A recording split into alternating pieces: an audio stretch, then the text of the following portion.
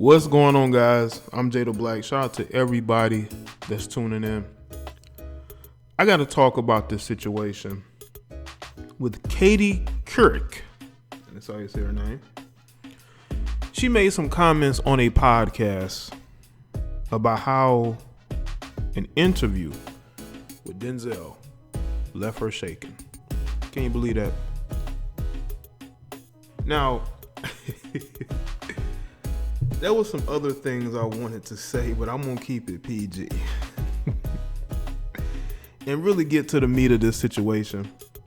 You know, people like this are the ones to cry, those 4 words, whenever they are in a situation with a guy where they're rejected or whether they have regret or they just want to get payback.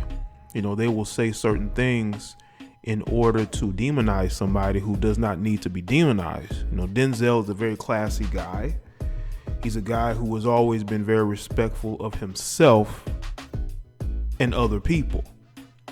And for somebody who claims to be classy herself, I don't want to say claims, but you would think they would hold themselves to a certain standard, but that's what happens when you're quarantined. You tend to say things that you normally wouldn't say because you're in your mansion and you can't really go out and live normal life. You have to sit and think, and your true feelings. I want people to understand me very carefully, okay? I understand that she's entitled to her opinions of how she feels, but to me, this was all the way wrong. It was all the way wrong.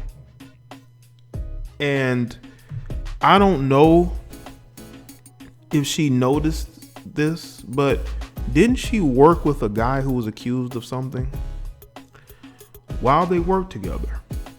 But I haven't really heard her come out and say that left her shaken. But let's get to these comments, because to me, I truly believe that Katie is one of those people who will smile in your face, but when she's not around you, she's going to talk behind your back. Now, according to Fox News, it said the journalist appeared on the Everything Iconic with Danny, I'm not saying his last name, podcast earlier this week, where she recounted interviewing Washington about the film The Manchurian Candidate in 2004. In it, Couric claimed Washington totally misconstrued her question when she asked whether Hollywood folks should stick to acting. I don't think he misconstrued it.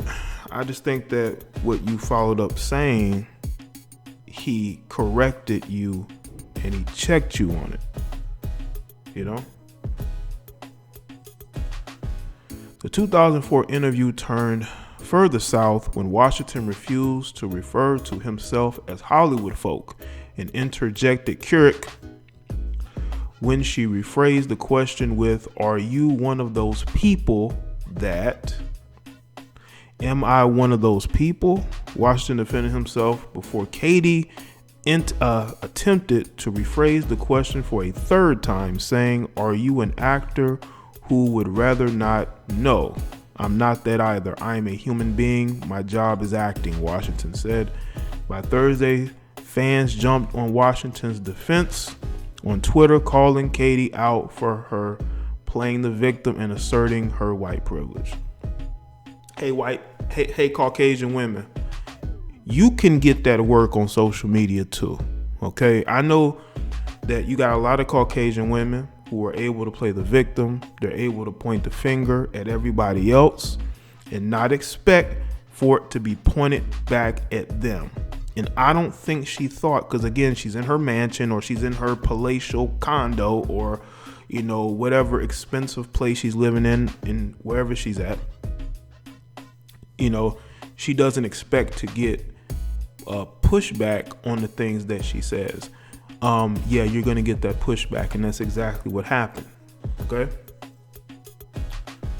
Furthermore, it says, those people and you people are phrases designed for use by those whom would marginalize Black Americans, one person on Twitter wrote on Thursday. Another user called Katie a privileged white woman who is trying to make herself relevant again by bringing up a past interview from 16 years ago. Many grew irate with the fact that Katie also noted that Washington must have been having a really bad day, considering the actor made a hefty donation to her colon cancer organization. Oh, man. You see, again, these people, they live in a different world. They don't understand the optics of the things that they say because they're so used to pointing the finger at everybody else. They're so used to being the victim. They're so used to being able to hide behind whatever privilege they may have, you know? I'm not one of those people who say, white privilege. I'm not one of those people. But what I will say is this, Katie, you're all the way wrong. And I think that you really put your foot in it. I don't know why you would bring that up and say you were shaken. You should have better phrased that particular comments better, because people are going to take this as you trying to disrespect Denzel, which is what you did. Why don't you bring up what your former co-worker at NBC did while he was working there? Let's bring that up. But you're not going to bring it up because you're still his friend. Yeah. And you have respect for him. Obviously, you have more respect for him than you do Denzel. Please stop trying to make Denzel out to be the angry black man because he didn't fall for your loaded question, tweeted another. He's smarter than you thought, and he set you straight about it. And no, he probably wasn't having a bad day. Hashtag Katie. Katie, I hope you're having a bad day. I think that in this situation, she put herself in it. And she has nobody to blame but herself. And that's why she's getting absolutely destroyed on social media, as she should. When somebody is having an interview with you, you need to be professional and stop worrying about whether he's part of the elite. Because we all know, Katie, you're part of it. And I guess to you, Denzel's a good actor, but he's not somebody who will be a part of your groups. That's why you needed to press him on certain questions. But I think she's getting the blowback that she should get back. I think that this is mainly her doing. And we have to really look at that. Now, I want people to understand something. I'm willing to call out the behavior of anybody who displays dysfunctional, toxic femininity. And I think Katie Couric is displaying toxic femininity. I think she's somebody who has her own privileges, and she knows she does. And she's been able to gain leverage in every situation that she's been in. The fact that you would bring up an old interview, years later and make it seem like he got angry and that you felt unsafe in that moment. It's not a good look, Katie. It really isn't. It does make you look bad.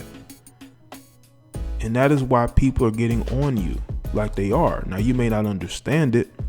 Maybe you thought that people would side with you, but nobody is really siding with you. I mean, people don't have jobs right now. People are at home on social media. They're having bad days. Okay, not losing your job over this situation with this crisis. That's a bad day. Putting loaded questions out there and having to answer them is not having a bad day. Okay. What it is that you thought you could get over on this guy who is way more intelligent than you are. And you really thought that you could pry answers out of him. If somebody's not going to answer a question the way that you want them to, just let it go. But see, when you have that mentality of, you're going to answer it no matter what, as if you're owed something. You're an interviewer. He's promoting a film. He doesn't owe you anything. You may not like the movies that he does, But that doesn't mean that you should show disrespect. Now, what people are going to do, Katie, they're going to go look up that interview and they're going to see how you treated them. That's what they're going to do, Katie. They're going to go look up the interview and they're going to see how you treated them. And that those videos are going to surface. Those videos are going to get retweeted. Those videos are going to be shared all over Facebook. People are going to repost them on YouTube, other platforms, and they're going to go in on you. And I want you to understand, this isn't about not liking women, bashing. This is about holding people accountable. And she has to be held accountable for bringing up a 16-year-old interview and trying to make it seem like Denzel, made her feel unsafe, I haven't heard any interviewer say that about Denzel. I have seen a ton of celebrities not want to answer questions, be very defensive. I don't hear the interviewers coming out saying this person made me feel shaken and unsafe. But you want to talk about this man as if you in that situation, you felt like you just felt like, oh my God, he's having a bad day. I don't know, why is I answering my questions? Well, if you ask stupid questions, nobody's gonna want to answer them. I think that's what happened. I think that, Katie needs to be honest with herself. I think the moment that she's honest with herself, she will be able to see that she was in the wrong in this particular situation. And the fact that you're bringing it up now, maybe it's something that bothers you because you felt like Denzel should have answered you the first time. Maybe that narcissism is kicking in, because that's what it seems like. Denzel seems to be one of the most classy individuals that you're ever going to meet. He's a guy who's a true down-to-earth actor. He's in the entertainment industry, but to him it's a job. He's not trying to be famous. He's not trying to be seen. You don't see him on social media doing IG live streams, or at least I haven't seen it. Him and his wife interviewing other couples, because they don't get down like that, But Katie, looking at who you work with, we know who you get down with.